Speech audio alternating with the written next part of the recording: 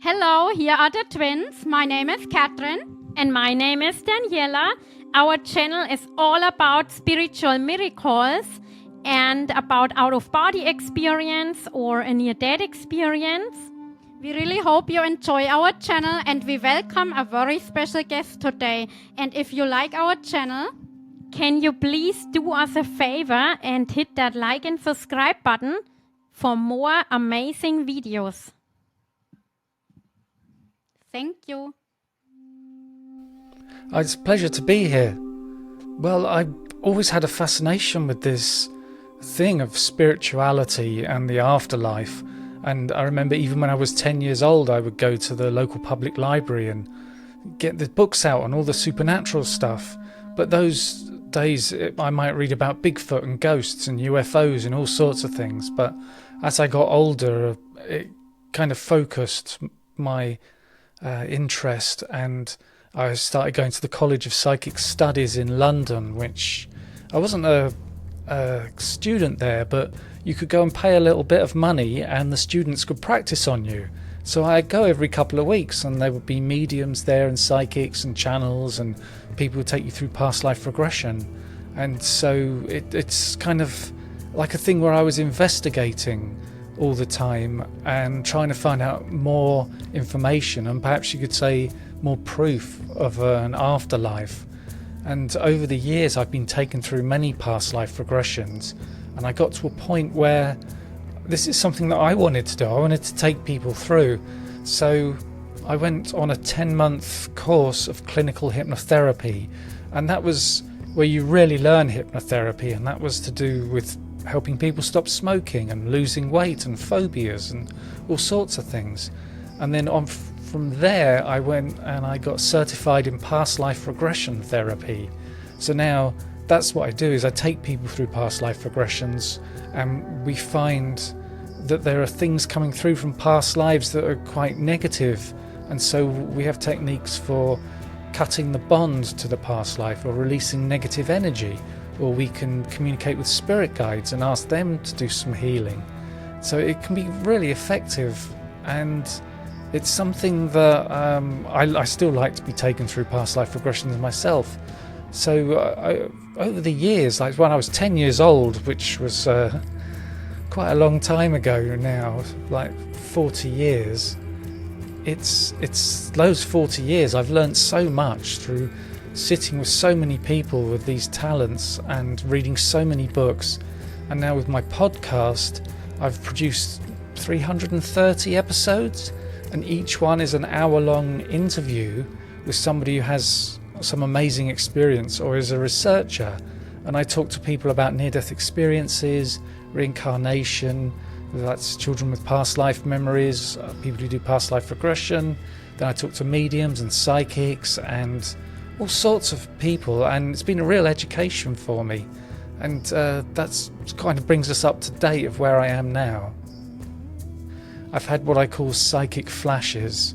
An example would be, this was back in 1998. I was going to see a friend in New Zealand. It was their wedding, and 2 weeks beforehand I was in London buying them a wedding present, and for some reason I got this vision in my mind of being in New Zealand with my friends, sitting next to them in their car, driving through suburban Christchurch and having a conversation with them. And I was looking at the houses, the street names and things, and it was a good 30 seconds worth of experience. And then 2 weeks later, when I was in New Zealand, that happened exactly as I'd seen it when I was in London. And it wasn't a deja vu, because, you know, that's a quick kind of thing that's just maybe less than a second. This was 30 seconds, and the buildings were exactly as I saw them. The conversation we were having was exactly as I'd seen it. The street names, the type of car they had. I'd never been to Christchurch. I had no idea what their streets looked like, and I didn't know what car my friend had, but everything was correct. So I suppose you might say that's a third eye thing, some kind of psychic thing happening there. Yeah, because when I'm doing past life regressions, I have techniques for, like I said, for healing, for releasing energy and breaking bonds and things, and that's something that I always do during the session. when we do a therapy session. Sometimes people contact me, they just want to explore, just to see what comes up. They're not looking for therapy. There's a couple of things. There's physically, there was a lady who came to me, and she was looking for some type of therapy, but it wasn't what she wanted. It was almost like the spirit guides who choose which past life you see. They knew what we wanted to do, but they thought something else would be better for her. So she saw herself as a man in a forest, and she was a hunter, and she stepped in a bear trap, and you know those big metal claws come up and grab your leg. And she emailed me like maybe 3 or 4 weeks after the session and said, you know, in that past life where the claws grabbed my leg, in this life I've got bad eczema on my leg at exactly that point. And she was 50 something. She tried all her life to get rid of this eczema, and she'd seen doctors and tried this and that. And she had emailed me to say that it's completely gone now, because there was some kind of past life connection there that we cleared. And there was another time a lady came to me, and she's always had an awful relationship with her mother. And we went back to a past life where it was the same. She was having a terrible relationship with that soul who is now her mother. And so we did a thing where we released the negative energy from that past life.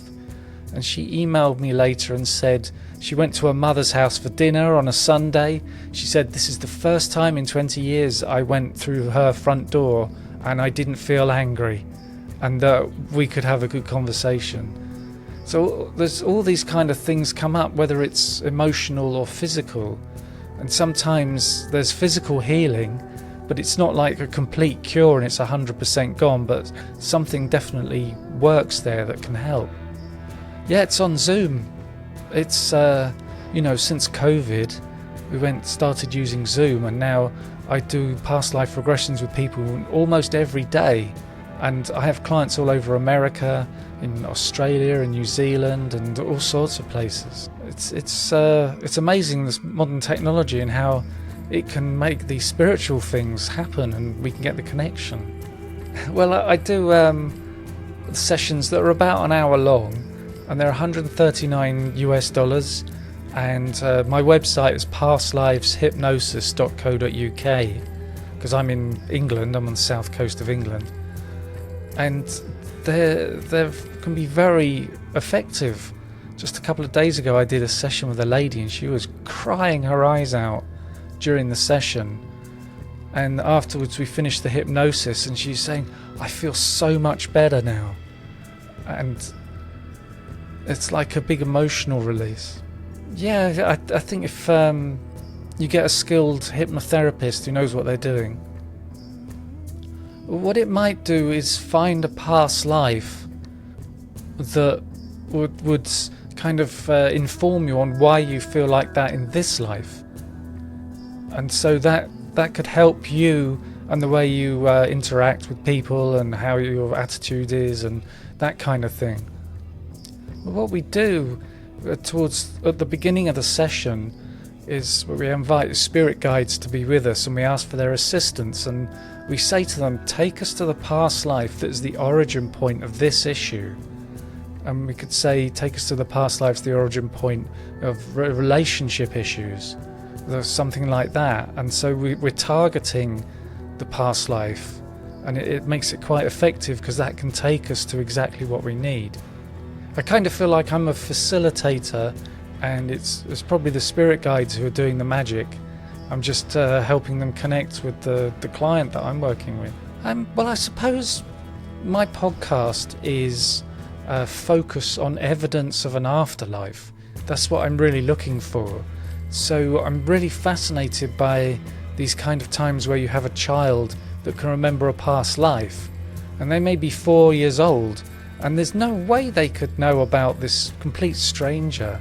And when the research is done, they find the child's completely correct about that past life, and it can go into really fine detail. And then they can meet somebody, say, who was a relative, a sister or a wife in their past life, and talk to them about it, and that person will go, yeah, all this stuff is correct. How could this child know so much about our life? And it's not that they were famous or anything, but also I'm interested in near-death experiences. And there are some of them where the people, they go out of their body and they can travel to somewhere else. So if they're in a hospital, they can go down the hallway out of body. And so while the body's on the bed and the doctors are trying to resuscitate them, they'll be down in the waiting room with their family. And you know, they come back and afterwards and they say, I saw you in the waiting room and you did this and you did that. And the family will say, that's all correct. How could you know? And this person will say, well, I watched you, I was there. And they said, but you couldn't have been there, you were dead at that moment, they were trying to resuscitate you. So that's a strong verification that the person was genuinely out of their body and had moved through the hospital. And it's almost a thing where you can check the clock and say, yeah, I went to the chocolate machine and got myself a bar of chocolate because I heard that they were resuscitating you, so they know that the timing matches up. And so I started getting interested in other things. I've talked to lots of mediums on my podcast and talked about deathbed visions, which I find fascinating, where people who are in the last few days of life will start talking to people in the room that aren't there. And they'll say, these people are coming to collect me, it's nearly my time to go. And the hospice nurses see this a lot, that this is a common thing that comes up. And I talked to a doctor in America who's written a book on this, and he did a proper study because he was an administrator in a hospice. So he went and sat with all these different people and talked to them about what are they experiencing when these things happen. And there was a guy there who said, it was 1926 again. I was back with my parents and we were having a nice cup of tea and some cake. And the doctor said, so you had a dream about this? And he said, no, I was there. How did they do that? They took me back there. So these amazing experiences come up, which I just find fascinating. But there's lots of things that come up during the past life regression that it's unexpected, and I never know quite how this works. In a way, I've got all these techniques to move around past lives and try and do some healing. There's a point in the past life regression when I do one is I move the people into the space between lives so they can meet with their spirit guide. And sometimes the spirit guide will take them on. And there's one session I did, this woman, the spirit guide said, okay, we're going to go somewhere now. And he took her to a place that was like a huge library, which she said she was in that building and she couldn't see the other end of the building. It was so big. And some people might call this the Akashic Records. And they brought this big book for her and she was flipping through the pages and she couldn't read it. It was in some strange language. And they said this was the book of your soul, and that it was kind of just to show her that everything's in the book and everything happens for a reason. And so that was interesting. And there was another time a client was taken on to what they call the Council of Elders in the that kind of in between lives place, and they're like ascended spirit guides. And you go and stand with them and they ask you about your life and how you did and what you can do for your next life. And they said there was this alien was one of the ascended masters. And they asked him, have you had a life on Earth? And this alien was almost like, how dare you? I wouldn't have a life on Earth. It's like it was bad for him or something. And there was another time in that space, the lady said there's a face there looking at her. And she said it's like if you had a white sheet and you put it over your face and pushed your face up against it, that's what she could see. And I said, well, let's ask them, what is their role here? Why are they here? And they kind of said, well, I was just passing by and I saw something happen, so I thought I'd take a look. Which is a weird idea of what's going on there. Yeah, but there's things that come up that can be a little traumatic sometimes, and there's techniques that we can use to move away from that. And there's a lot of times people will be in a past life scene with their family and they'll recognize someone as, hey, that person in that past life there is now with me in this life. And there's connections there you can see, and sometimes it might be that you incarnate with this other soul and you always have a relationship. And sometimes you're the woman, sometimes you're the man, and you swap around with this. And I had a session once, this woman was told that their pet dog, their family dog, had been with her in lots of lives as her pet dog, and she should pay more attention to it. So, that's not something I control or I set up. That's just what spontaneously comes through. And I have had people contact me and say they found the past life. I had a guy send me a picture, an oil painting, a portrait, saying this was me. I found the picture of me in the past life. Because in the past life regression, he remembers what he looked like looking in the mirror, so he knew that he was this person with this name, and he was able to track it all down. So that was really fascinating. I don't know. I hear different theories about this.